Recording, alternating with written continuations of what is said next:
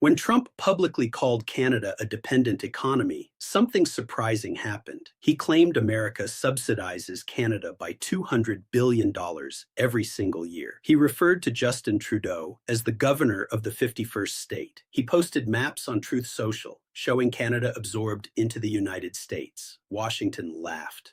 Commentators agreed. Analysts started warning Canada would break. Then Canada's stock market did something absolutely nobody saw coming at all. The TSX rose 31.7% in 2025, crushing the S&P 500's 17.9% return completely. Canada hit 63 all-time stock market highs in a single calendar year. The country Trump tried to humiliate handed Wall Street its biggest lesson. If that got your attention, hit subscribe and stay with Money Signals, because what's about to be unpacked here will completely change how you think. This is not a story about politics. This is about cold, hard money. It starts in December 2024, right after Trump won the US election. Before he even entered the Oval Office, the attacks on Canada began. Trump posted on Truth Social, and the language was sharp and dismissive. He wrote that the U.S. can no longer suffer massive trade deficits. He claimed America subsidizes Canada just to keep its economy afloat financially. That word subsidize became the foundation of his entire economic argument. And the number he threw out was staggering to anyone paying close attention. Trump told the world America was subsidizing Canada by over $100 billion yearly. Then the number shifted to $200 billion, depending on which post you read. Journalists and trade experts pushed back on that figure almost immediately. The actual U.S. trade deficit with Canada in 2024 was $63.3 billion. The U.S. Trade Representative's own office confirmed that verified, documented number publicly. Trump's figure was off by more than 3 times the real number, but facts rarely slow down a political narrative that's already picking up speed. The mockery kept escalating through late 2024 and into early 2025 relentlessly. Trump referred to Canada as a country that needs America just to survive. He said Canada was meant to be the 51st state of America. He called Trudeau not a prime minister, but a governor of Canada. He even shared AI-generated images of himself standing at top Canadian mountains triumphantly. These weren't casual jokes. They were part of a deliberate economic pressure campaign, because behind the rhetoric sat the real weapon, the threat of tariffs. In November 2024, Trump announced a 25% tariff on all Canadian imports. That single announcement sent shockwaves through Canadian financial markets within hours, literally. The Canadian dollar weakened, business confidence surveys dropped, recession language started appearing everywhere. Moody's Analytics released a forecast that year that rattled Canadian economic planners deeply. It projected Canada's real GDP growth would hit just 0.9% in 2025 alone. For 2026, Moody's projected growth of just 0.1%. Basically, economic standstill nationally. Compare that to the US, where Moody's projected growth of 1.9% for 2025. The gap between the two economies looked like it was only going to widen. Since 2022, US cumulative GDP growth had already outpaced Canada's by nearly double.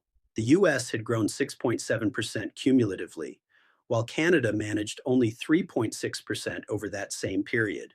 On paper, Trump's mockery seemed to have legitimate economic data supporting his narrative. Canada's economy was genuinely slowing down, and the tariff threat made things worse. The Bank of Canada had been cutting interest rates just to stabilize growth.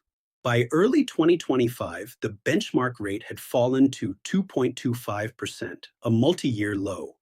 That kind of rate-cutting signals a central bank deeply concerned about economic deceleration. And then the tariffs actually arrived, not just as threats, but as reality. In early 2025, Trump imposed the harshest tariffs on Canada since the Great Depression. Key sectors took direct hits: lumber, steel, aluminum, copper products, and auto parts. Canadian businesses operating in those industries suddenly faced a 25% cost wall overnight.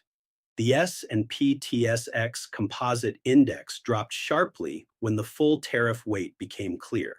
From its early 2025 level, the index fell deeply before April even arrived. Wall Street analysts were watching and mostly concluding Canada had very little recourse available. The narrative was simple and widely accepted. America had Canada exactly where it wanted. Canada exported roughly 75% of its goods to the United States at that time. That level of dependence gave Washington extraordinary leverage over Ottawa's economic decision-making entirely. Trump knew it, his advisors knew it, and they leaned into it hard. The phrase heard most in economic circles during early 2025 was, "Canada will capitulate." Some analysts expected Canada to soften its position and accept whatever terms Washington offered. But something happened in March 2025 that changed the entire trajectory of the story. Mark Carney became Canada's new prime minister. And he was not Justin Trudeau. Carney wasn't a career politician. He was a former central banker of extraordinary credibility. He had previously served as governor of both the Bank of Canada and England. He understood capital flows, market psychology, and the mechanics of economic leverage at depth. His first public message to Trump was simple, direct, and absolutely unambiguous in tone. Canada would never become the 51st state. That option was simply not on any table. But Carney didn't stop at defiant words. He immediately started building an alternative framework. He announced a sweeping economic plan to reduce Canada's reliance on American trade entirely. Infrastructure spending accelerated. Natural resource extraction was fast-tracked with reduced regulatory barriers immediately. Canada's defense industry received a major new investment commitment from the Carn government quickly. Aerospace company Bombardier's stock more than doubled within just a few months of that announcement. Uranium firm Cameco surged over 50% on Carney's plans to expand Canada's nuclear power. These weren't minor market movements. These were signals that something structural was shifting fast. Markets were beginning to price in a Canada that was reconfiguring its entire economic DNA. And while all of this was happening, gold was quietly doing something extraordinary globally. Trump's tariff chaos was making investors nervous worldwide, and nervous investors always buy gold.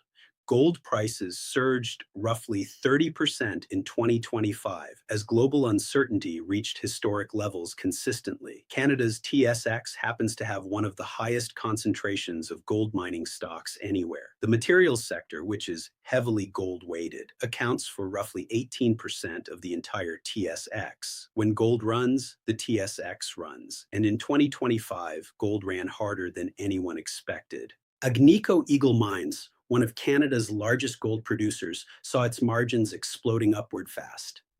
Back in 2015, Agnico's all-in sustaining cost was around $810 per ounce of gold. By mid-2025, that cost had risen to $1,235 per ounce. But that didn't matter. Gold prices had already hit roughly $3,400 per ounce, nearly triple the production cost. Now, profits were expanding even as costs rose because the price moved faster than expenses did. London Gold alone posted a 120% return, including dividends, in the 2025 calendar year. The TSX's materials subindex didn't just rise in 2025, it nearly doubled in value. That single sector accounted for an estimated 30% of the TSX's entire total return that year. And the more Trump threatened global trade, the more investors worldwide poured into gold specifically. Every tariff announcement, every Truth Social post, every new threat sent gold higher automatically. The very chaos Trump was unleashing on Canada was fueling the engine that saved it. That's the part of this story that almost nobody in mainstream financial media has explained clearly. That is not an accident of timing. That is the geometry of unintended consequences. When a government weaponizes economic uncertainty, it creates the very conditions that undermine itself. Trump's tariff storm pushed global investors towards safe haven assets at record speed. Gold became the ultimate safe haven, and Canada held the world's deepest gold reserves.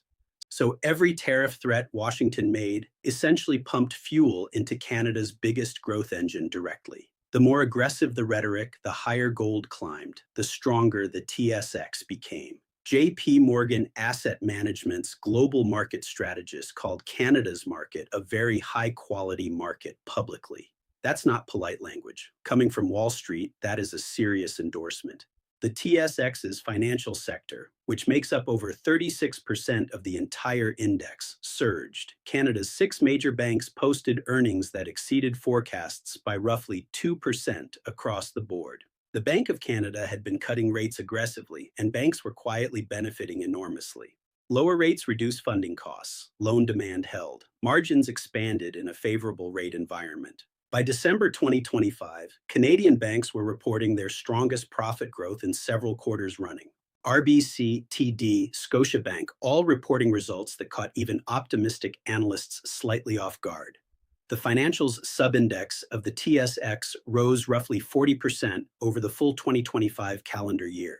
That number alone would have made the TSX one of the world's top performers. But gold and banks weren't even the full story. Energy played its own role. Canada's energy sector, which accounts for roughly 15% of the TSX, also delivered steady returns. Oil pipelines kept flowing. Canadian Natural Resources and Suncor maintained strong production and earnings consistency. While trade war headlines dominated, Canada's actual energy infrastructure remained largely insulated from tariff disruption. That's a critical structural point almost everyone covering this story from a political angle missed completely. The TSX isn't the Canadian economy. It's a portfolio of commodity-heavy, globally oriented businesses. Those businesses don't depend entirely on selling to America to generate their profits and revenues. Gold sells in London, Zurich, Shanghai, and Dubai, not just in New York exchanges. Oil flows through pipelines to export terminals connecting to markets across multiple continents simultaneously. Canadian bank profits come from domestic mortgages, small business lending, and wealth management operations. None of these revenue streams require a healthy Canada-US trade relationship to remain intact and profitable. This is the structural insight that separated informed investors from reactive ones throughout 2025 entirely. The economy and the stock market were telling two genuinely different stories at the same time. GDP was sluggish. The TSX was setting all-time records. Both statements were simultaneously and completely true. That paradox confused retail investors. It frustrated political commentators, but professionals understood it perfectly well. While the noise around tariffs consumed headlines, Carney's government was moving fast on multiple fronts. In 1925 alone, Canada signed a new trade agreement with Indonesia directly and officially. It relaunched trade negotiations with India after years of diplomatic stagnation between the two nations. It signed a foreign investment promotion agreement with the United Arab Emirates for the first time. It opened consultations about a brand new trade agreement with the entire Mercosur economic bloc. It announced its intent to enter negotiations with Thailand for a bilateral free trade deal. 5 new trade relationships initiated in a single year while supposedly being economically dependent on America. Then came the move that turned the most heads in global financial circles worldwide. In January 2026, Mark Carney flew to Beijing for the first time in nearly a decade. No Canadian Prime Minister had visited China since Justin Trudeau made the trip back in 2017. The symbolism was powerful. The economics were even more compelling and carefully calculated in detail. China had been hitting Canadian canola seed with a combined tariff rate of approximately 85%. That single tariff was costing Canadian farmers billions of dollars annually in lost agricultural revenue. China was Canada's largest single buyer of canola seed, a $4 billion market in 2024. When the trade war with China escalated, canola exports fell by over 2 million tons. Farmers in Saskatchewan and Alberta were taking direct hits that no headline fully captured in depth. Carney walked into Beijing and walked out with something nobody in Washington expected him to secure. China agreed to cut tariffs on Canadian canola seed from 84% all the way down to 15%. China also agreed to remove anti-discrimination tariffs on Canadian canola meal, lobsters, crabs, and peas. In exchange, Canada would allow 49,000 Chinese electric vehicles in at a tariff of just 6.1%. That compared with the previous tariff level of 100% on Chinese EVs under Trudeau's government. Saskatchewan Premier Scott Moe, who traveled to Beijing with Carney, called it very good news. Canada's goal was declared clearly: increase exports to China by 50% before 2030 arrives. For context, China is Canada's second largest trading partner, behind only the United States itself currently. In 2024, Canadian exports to China already totaled $30 billion, and that number was set to grow. The deal immediately changed the financial calculus for Canada's entire agricultural and food export sector permanently, and the market reaction to the Beijing visit told a very clear story in numbers. Canada's non-US goods and services exports rose by $33 billion in 2025 compared with 2024. Nationwide, exports to non-American markets jumped 16.8% in a single year of active trade diversification. Calgary's non-US exports surged 67%. Not a typo, nearly doubling in just 12 months. Ottawa-Gatineau's non-US exports climbed 64.04%. Nearly matching Calgary's extraordinary export diversification performance exactly. Toronto posted a 32.82% jump. Saskatoon climbed 32.04%. Kelowna added 28.63%, 63% in non-US export growth. These are not adjustments at the margin. These are structural economic redirections happening at speed. The Canadian Chamber of Commerce confirmed the data and noted a fundamental reorientation was beginning. Canada's federal government set a formal target to double all non-US exports within the next decade. That's an audacious goal. But the 2025 baseline data suggests the trajectory is already moving. Now zoom out and look at what all of this meant for global investors watching closely. The iShares MSEI Canada ETF, ticker EWC, returned 36% in 2025 on a total return basis. That beat even the TSX Composite's own impressive 28.3% gain for the same period. Over 5 years, the EWC delivered average annual returns of 14.12%, a remarkable long-term track record. And here's what makes the valuation argument even more striking from a pure number standpoint. The TSX Composite traded at an average price-to-earnings ratio of just 20 times earnings in 2025. The S&P 500 snorts. It was trading at 29.5 times earnings, nearly 50% more expensive per dollar. Analysts were paying premium prices for US growth, while Canada's market sat comparatively cheap and ignored. That valuation gap matters enormously to anyone making long-term capital allocation decisions across global markets. While tech stocks made up 1/3 of the S&P 500's entire value during this same period, technology represents only 10% of the TSX Composite, Canada's fifth biggest sector, not its first or second. Canada's top sectors are financials, energy, and materials, all real tangible cash-generating businesses worldwide.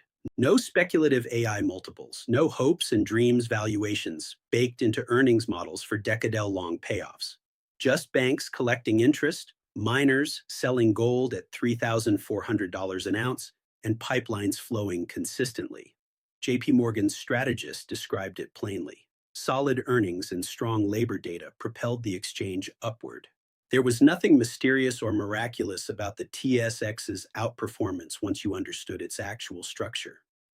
What was surprising, and what the data keeps confirming, is how few people understood it. While Trump was mocking Canada on Truth Social, sophisticated global capital was flowing quietly northward. Sovereign wealth funds, pension allocators, commodity-focused hedge funds, they were all reading the same underlying signals. Gold at record highs benefits Canadian miners more than almost any other single equity market globally. Rate cuts in Canada meant banks could borrow cheaply and lend profitably in a stable environment. Trade diversification meant the long-term economic dependency argument was already starting to weaken structurally. Carney's domestic spending plan was creating new pockets of investable growth across Canadian industry sectors. Bombardier more than doubled. Camo surged 50%. defense and infrastructure stocks rode a government spending wave. Every political threat from Washington was generating a corresponding economic response from Ottawa, and markets noticed. That pattern kept repeating throughout 2026, and it became impossible to ignore entirely.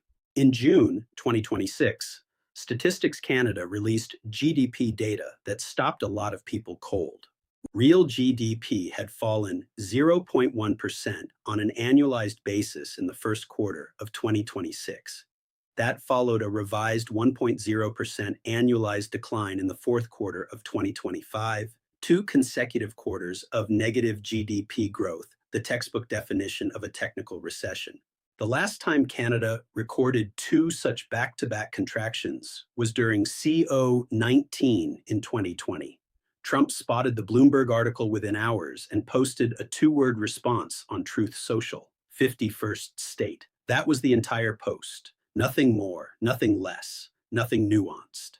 U.S. Ambassador Pete Hoekstra amplified it immediately by sharing it on his own social media. Washington was celebrating.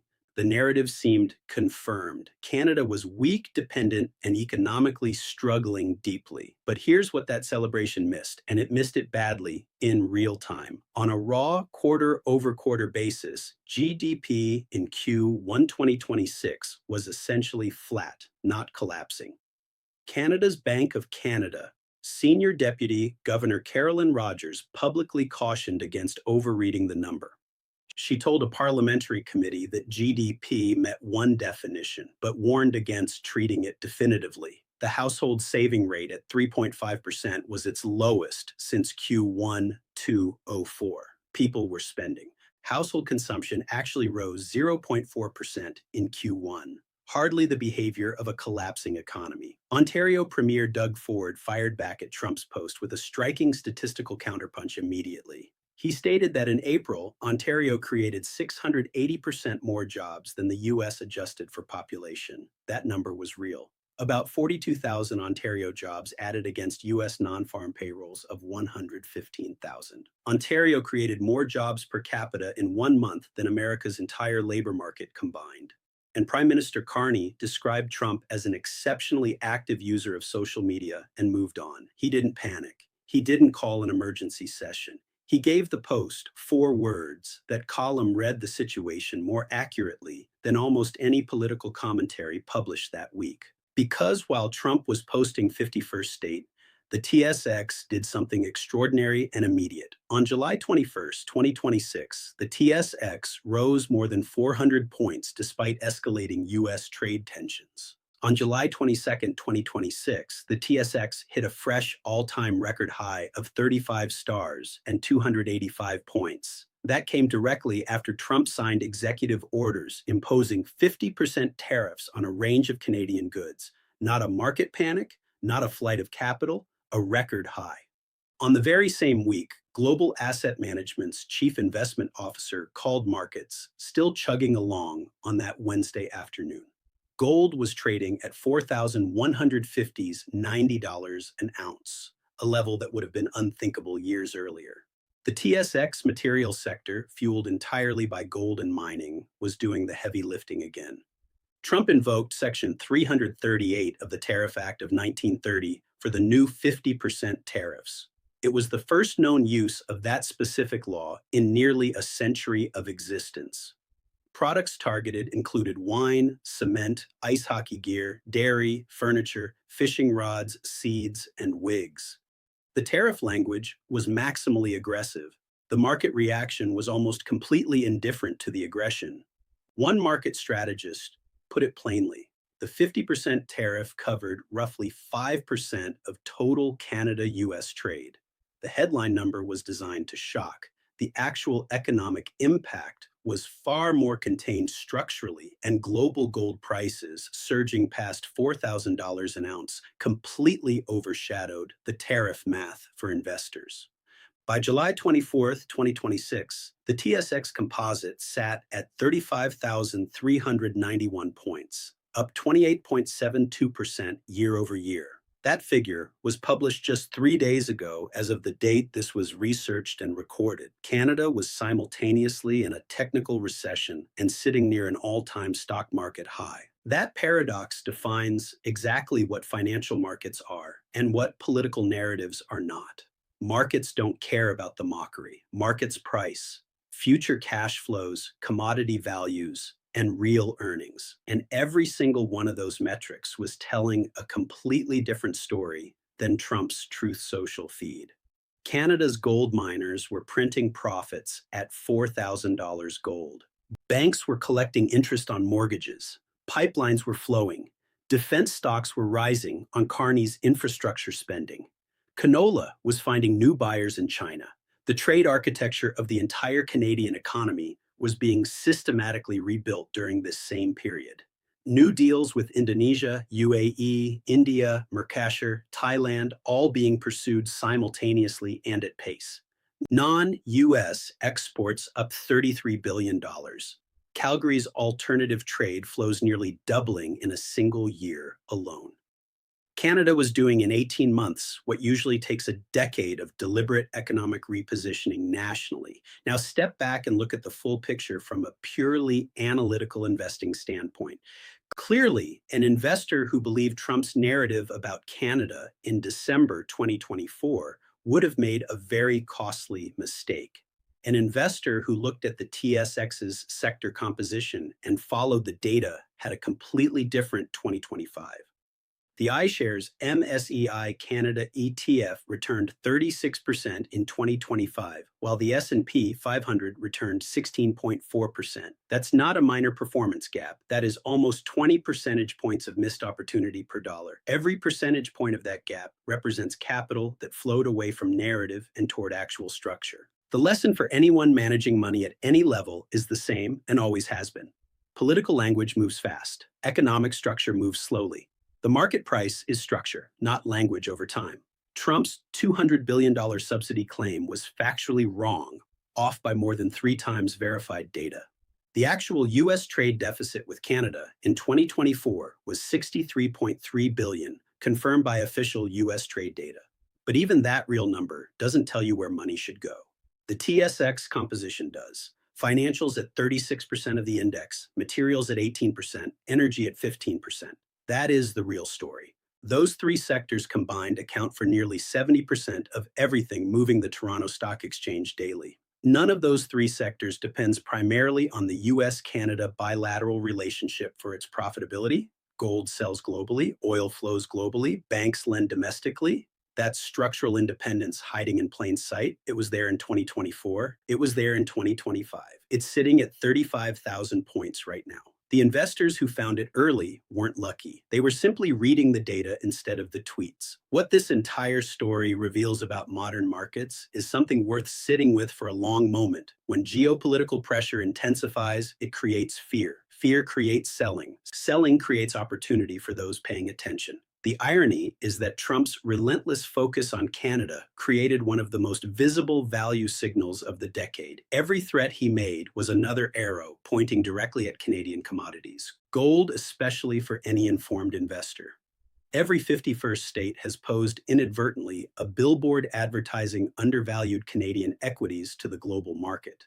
The market read it that way. The capital flows confirmed it. The returns documented it completely. And now sitting in mid-2026 with the TSX at fresh all-time highs in gold near $40,200, the country that was supposed to collapse without American approval is trading at record valuations instead. It's not vindication for Canada's GDP numbers. Those remain genuinely soft, and the recession label is real. But the stock market and the economy are 2 different animals, and they always have been. The GDP tells you what already happened. The market tells you what informed capital expects to happen next. And right now, informed capital is sitting at 35,485 points on the Toronto Stock Exchange, not retreating. That is the most precise and honest summary of what this entire chapter of financial history reveals clearly. Trump mocked Canada's economy. Canada's stock market hit record highs. Markets did the unexpected. Again, if this opened your eyes to how real money moves behind political headlines, Money Signals is your place. Subscribe right now. Hit the bell so you never miss analysis built on data, not noise, ever. Drop a comment below. What surprised you most about Canada's market performance through this entire trade?